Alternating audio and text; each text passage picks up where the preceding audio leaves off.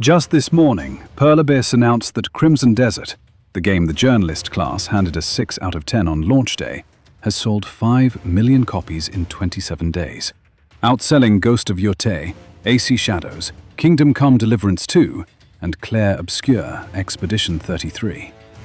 And it is on this day, on the very day that verdict arrived, the journalist class decided to run a piece arguing that Pearl Abyss's gravest and most cardinal sin as a developer is that they listened to their players, that they responded to feedback too fast, that patching what gamers begged them to fix, that treating the people who spent $70 on their game with enough basic human respect to actually hear them, that this is the identity crisis, that this is the artistic failure, that the studio bold enough to outperform every established giant in the industry lacks a coherent vision because they had the audacity to give a damn about the people playing their game.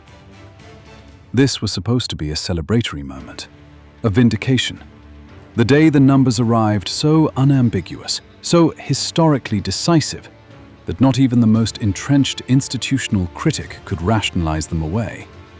The day this community's month-long fight was validated in the most commercially irrefutable terms possible. And on that exact morning, the journalist class chose to inject a narrative specifically designed to rot the victory from the inside. Not a reflection on the 6 out of 10 they filed and ran from. Not a single syllable of accountability for a verdict the market shredded in real time. Instead, a surgical strike on the exact quality that made Pearl Abyss everything the studios this institution protects will never be. And if you think that timing is coincidental, you've profoundly underestimated how deliberately this apparatus operates. Because this is the same institution that reviewed this game on launch day in an unpatched state while gifting Bungie weeks of patient silence, that elevated a $250 million commercial failure above a $133 million masterclass in player-first development, that has wielded every instrument of institutional influence available to it against this game, this studio, and this community from the moment it became clear that Pearl Abyss was going to win. Today, having watched 5 million people render that apparatus obsolete with their wallets, it reached for the one weapon it had left and tried to make a virtue out of listening to players sound like a character defect. On this channel, we've spent the last month dismantling their fallacies one by one. But this one's different. This one's not a mistake. This one is venomous. And it deserves to be prosecuted on 3 counts. The first count is breathtakingly brazen, and it's the one that should make your blood boil the fastest. The article argues that Pearl Abyss's rapid post-launch responsiveness represents an identity crisis, that a studio which patches what players ask them to patch has somehow lost its artistic vision. The author writes that she's conflicted over just how quickly and how willingly Pearl Abyss is contorting its creation, that the changes make the game a little more generic, and that she finds herself wondering what the developer's vision for this game was in the first place. Let's be forensically precise about what this framing is actually describing, because Crimson Desert's identity isn't a mystery to anyone who spent real time inside it. It's the most genuinely immersive, open-world fantasy adventure released in years. Dense enough that players are logging hundreds of hours without leaving the first region. Ambitious enough that the director of The Witcher 3 said, unprompted, it rekindled the feeling of the 1990s when every game was some unknown. That is the identity. The skeleton of this game, the open world, the combat architecture, the sheer scale Pearl Abyss built from scratch, is not what the patches are touching.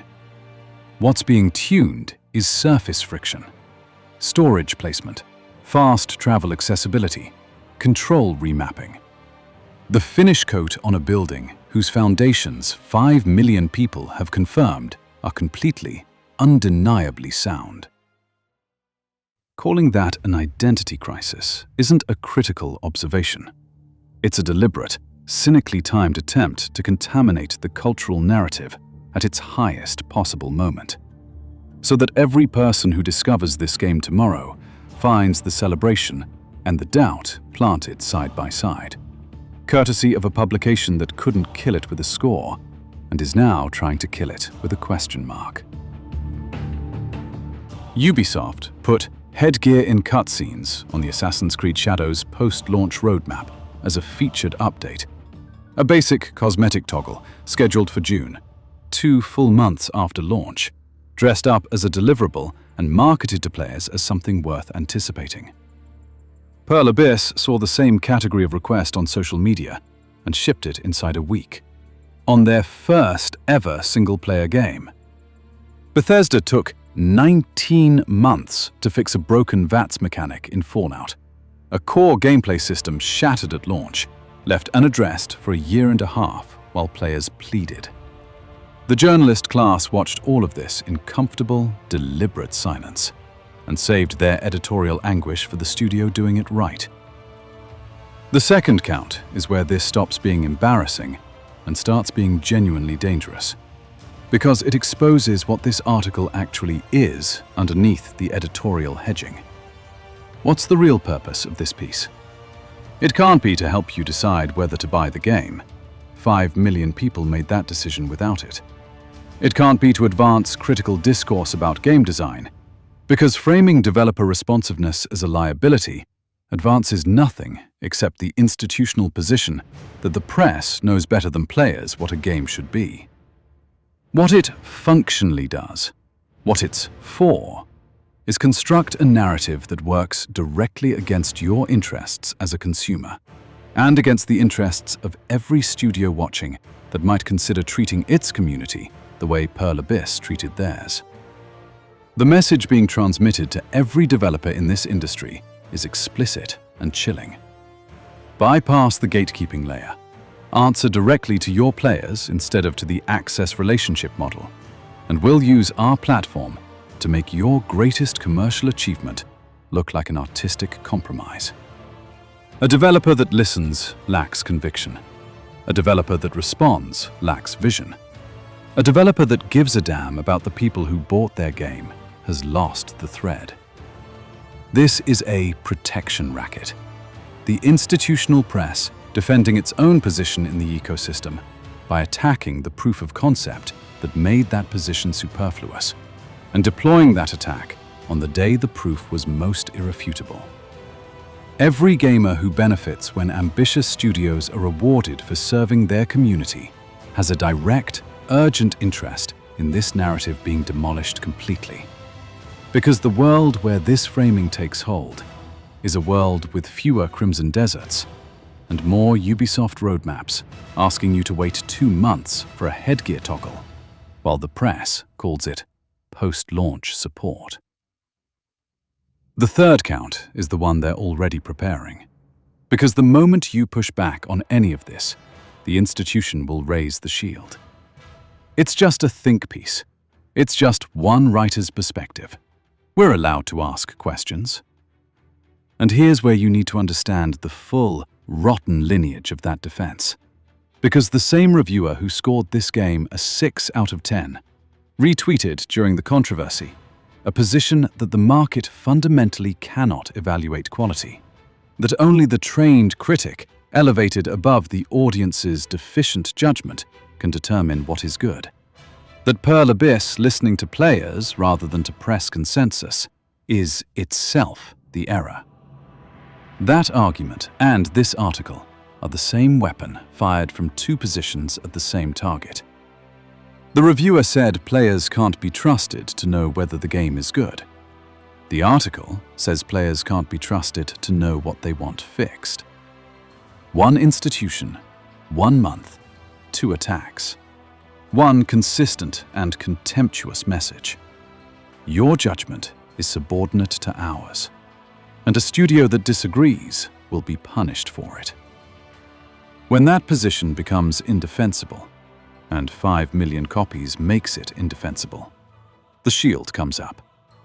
The same shield GameSpot raised in 2007 when they fired Jeff Gerstmann for writing an honest review after a publisher threatened to pull advertising money.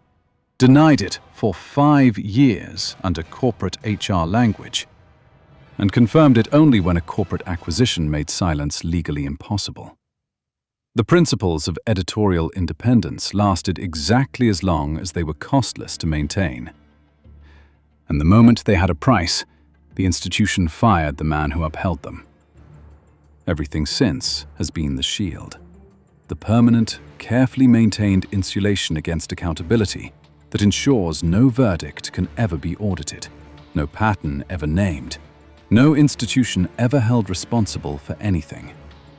Because if every verdict is merely subjective and every article merely a perspective, there's nothing to examine and no one to answer for any of it.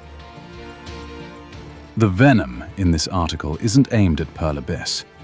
It's aimed at the model Pearl Abyss represents, at the direct, unmediated, reciprocal relationship between a studio and its players that rendered the institutional layer structurally superfluous.